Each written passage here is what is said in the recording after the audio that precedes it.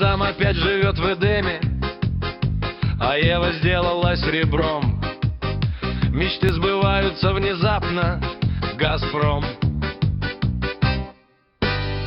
Тянули бабка с деткой репку, у них была конкретная цель.